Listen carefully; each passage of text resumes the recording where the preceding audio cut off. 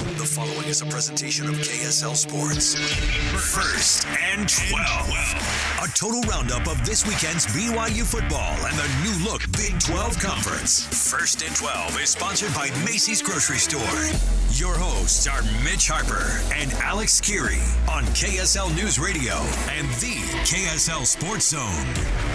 Hour number 2 is off and running on this Sunday morning. Hope all of you enjoyed your Week 6 action of Big 12 football. Mitch Harper, Alex Kirry, every single week, First and 12, from 10 to noon here on KSL News Radio and the KSL Sports Zone, and available on all podcasts. Alex, it's time for everyone's favorite segment, the controversial Big 12 Power Rankings. The Big 12 Power Rankings Big Board. A weekly rank of all 12 programs, from the elite to the bottom dwellers. All right, so here's what it looks like. Tons of movement on this thing. And there's still going to be people that are going to be grumpy about where we have teams. Maybe you want to see BYU go a little higher up. But let's start off with the inevitable there. The two best teams in the Big 12. Swapping spots for the first time this year. And I don't know if did we have Texas at the very top the entire time until this week, Mitch? So they've been number one all year. I think Kansas State had maybe been a number 2, maybe at the very beginning. We weren't really buying into the Oklahoma storyline. But Dylan Gabriel and the Oklahoma Sooners get it done down in Texas yesterday in the Red River rivalry, and you've got yourself a swapping in the number 1 and number 2 spot. Texas at number 2, Oklahoma at number 1 now, and the Sooners well-deserved, of course, to be at the top of the list right now. No question. I mean, they are the best team in the league, and they're now in a position, Alex, to where they could be in the college football playoff. It'll be interesting to see how a playoff committee, if it gets to that point where, you know, Oklahoma maybe drops a game in the regular season, and they look at that weak schedule at the beginning of the year. Is that what how you're they say? how they view a one-loss Oklahoma team potentially if it gets to that point. I would imagine they'd be in the playoff, but still, it's an interesting thought with them. Well, and you know, you look at it too, and you have to go, all right, so what are these teams really? What is Texas really? What is Quinn Ewers really? It's still kind of early, but at the same time, like, how many games do we need? Mid-season point right now. I know we got everybody's got 5 games, 6 games under their belt, and they've got to figure it out. Now the question is going to be, and of course the AP poll comes right after our show ends on a Sunday. So where do they end up when the rankings come out here in the next 45 minutes here, Mitch? Where do you put Oklahoma now, who I think was 12 this past week, and then Texas was 3. People weren't buying into Texas being number 1, but my heavens, they still got double-digit votes in the number 1 spot because Georgia looked kind of weak last week.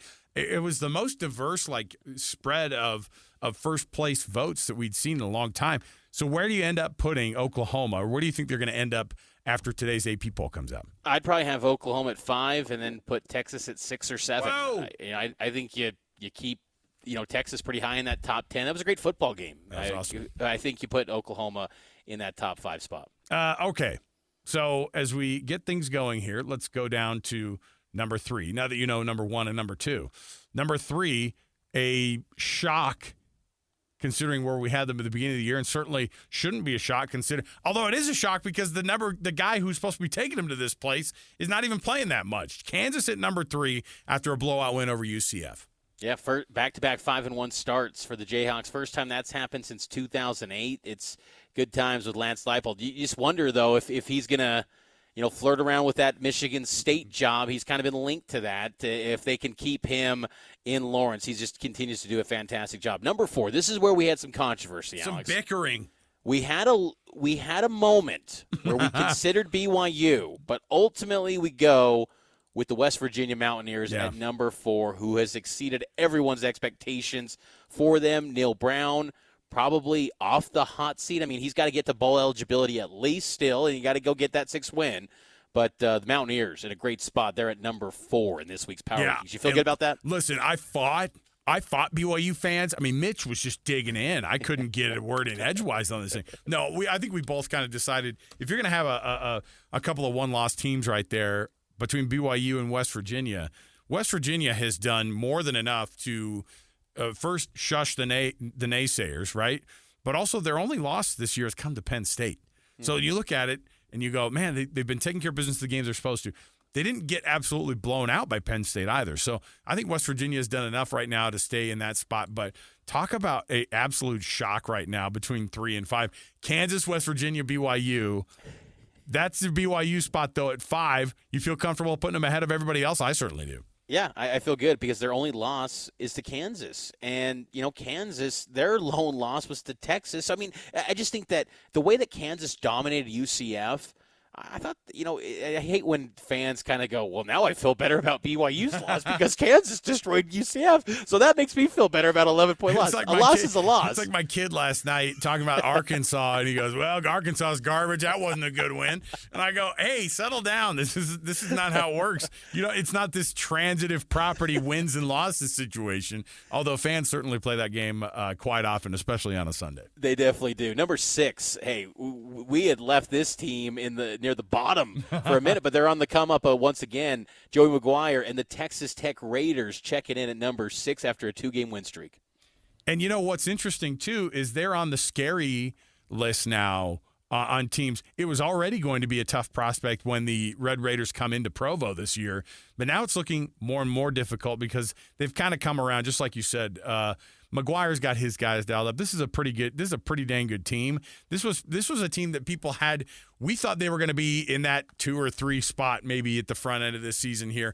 They've had to climb into that 6 spot for them, but they're in a much better spot than they were last week. And think about their losses too, Alex. Wyoming, yes. Oregon, good football teams. Wyoming beat Fresno yesterday. I mean, yes. I know, again, the transitive thing, it's a little bit annoying, but they've lost to good football teams, Texas Tech, so maybe they're just kind of hitting their stride finally, and they're being the team that we thought they would be in the preseason. This league loves to have teams try to figure things out midway through the season and then suddenly be world beaters at the end of this whole thing. Now, a team that has fallen greatly and finds himself now still in the middle of the pack is Kansas State. Man, this is just a team that has got all sorts of problems right now, and it doesn't look like it's going to necessarily just sort of fix itself for Kansas State. They've got a lot of soul-searching to do. They do, and I just think that they're not as assignment sound, and they're not also the discipline issue too. I mean, it seems like Kansas State is making head-scratching mistakes, and they had 3 turnovers against Oklahoma State. It's just that's not going to work. I mean, that was what led Kansas State to being the Big 12 champ last year was taking care of the football. Will Howard was sound. He was a mess last week. I know he's been banged up the past few weeks, and that's been difficult on him. But if you're going to go 15 of 34 for 152, for completing 44% and 3 INTs, nope. I know that you won the Big 12 title last year, but when you got a 4-star waiting in the wings, that seat's got to get a little bit warm for him, I think. Iowa State. A little bit of a shock at 8, I would think. I mean, but that's where we both agreed to put them, and I think that's where they deserve to be. At 3-3 right now, people had them in the absolute dumpsters, considering that they had to pick up so many pieces in this program with off the field stuff. But Iowa State proving that they are an absolute beast of a defense, and their offense is starting to show up. That is true. Rocco Becht, this young kid at quarterback, 16 of 28, 138. I like what Iowa State's doing. I feel like it kind of reminds me a little bit of those early Breece Hall, Brock Purdy teams, very young. I mean, this Iowa State team is young, and if they can find success, you look at them long-term down the road in the future 16-team iteration of the league, this could be a nice grouping to build off of. It's a good bounce back, too.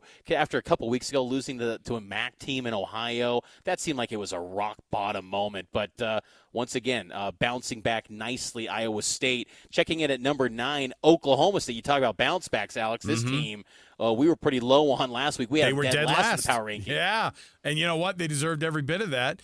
And then this week, the bounce back has been, this is a team that's climbed the highest in the power rankings this week. I think because you just never want to write off Mike Gundy, although last week we were saying, write this guy off. He's absolutely had his time there in Stillwater. But, yeah, the Oklahoma State Cowboys, it was a weird game on Friday, wasn't it? Like, it just felt weird. It felt like neither team was really comfortable playing on a Friday night, and certainly Kansas State looked out of sorts. But, I'm watching this thing, and Oklahoma State got that last interception to kind of seal the deal, and the double birds go up from people in the stands, and ESPN has to cut away from all these cowpoke fans with their obscenities, and I'm going, you know what? They're kind of getting on a roll here. Hitting the double digits for the first time this year, and I don't know when it's going to get better. But TCU right now, certainly BYU fans are hoping that they're going to stay in this slump right now as the Cougs are set to go down to Fort Worth. TCU needs to avoid Ames, Iowa at all costs. They've lost 4 straight at Iowa State. Their season seemed to go and die at Iowa State, and it felt like it wasn't even close either. It was at least 2 touchdowns, and it felt like it should have been. They had the 3-score lead and gave up a late one, and it was even worse than it looked on paper. Well, and to have Chandler Morris out, that's a bit worrisome. We'll see what happens with that lefty because it looked pretty bad. I mean, he got rolled up underneath him, and without Chandler Morris, there's no Max Duggan waiting in the wings here for TCU. Number 11, Cincinnati, they had a bye week, so kind of staying put, the Bearcats. Got a good D-line, but still kind of have some questions about that offense going forward. I don't think we have a question about how bad Baylor looks right now. Baylor getting absolutely housed this week. And again, speaking of not being very close, it's one of these games for Baylor where you go, all right, everybody else seems to be having the bounce back. Not so fast for Baylor, who gets absolutely blasted by Texas Tech 39-14. I mean, that was an awful game. It could have been a season turnaround for Texas Tech, and it might show us that Baylor is actually as bad as we may have thought beginning of the year. Might have to turn up the heat on Dave Aranda's seat, too. It just feels like things are trending. You have too much power, Mitch. You have too much power. Don't say stuff like that. You know I love a good hot seat, a good coaching carousel, but it feels like things are slipping fast. It's in free fall. And there's no answers. No Blake Shapen, Sawyer Robertson, a quarterback. There's no clear answer there. And the running backs, where are they? Where is the ground game? When they got Dominic Richardson in the portal, I thought, okay, this is going to be the next stud running back for Baylor. They're going to be the RVO offense for Jeff Grimes. Hasn't been a thing at all. They had less than 50 yards rushing against Texas Tech. Jeez. Texas Tech suffocated them. Baylor, they're just fortunate they got these 2 teams that are newcomers below them because they would probably be at the bottom right now. Number 13, UCF, who they lost to Baylor in an epic collapse last week, and that carried over and turned into a second loss as they got thumped by Kansas. Even with the bye, we still felt Houston did absolutely horribly this week. And is at number 14 on the list. And so the newcomers to the Big 12 right now, BYU carrying the banner for the new teams, at least so far, all the way through. All right, we'll take the break here. We'll come back. We have we've got our Big 12 Sound Roundup coming up around the corner. You're going to be able to hear from the coaches and some of the players, especially when it comes to that Red River rivalry. So stay right here with us. It is 1st and 12 on KSL News Radio and on the KSL Sports Zone. Stay with us.